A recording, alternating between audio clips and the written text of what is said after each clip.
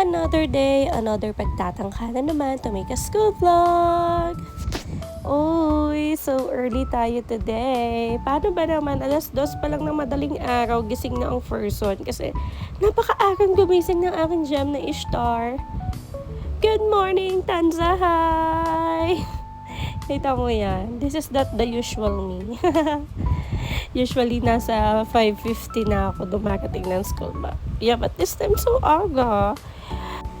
So, nakakaranas po tayo mga kaibigan ng panakanakang pagulan. Gusto mo yan? At ayan, napaka-payapa ng kapaligiran. Sana all payapa. So, kagagaling ka lang sa akin 3rd period class at pabalik na ako niyan sa faculty to make checking. So arte! Tara, check tayo. Siyempre, pag nagpasagot, dapat mag-check. Oh, let's go. Checking. Kasi, hindi ko sabay-sabay kinukuha to per section. Kasi, sobrang dami nito. Saka isa-isahin mo talaga. So, mahirap siyang checkan. Kanina, naka 2 sections lang ako nang nakolekta nito.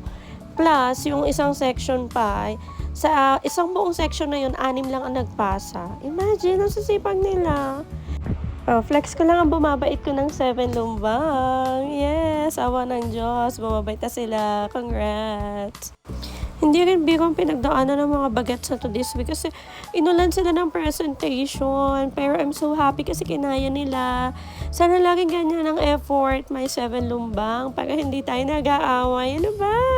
Patapos na ang school year, pakabait na kayong lahat. So, thank you for watching. Bye!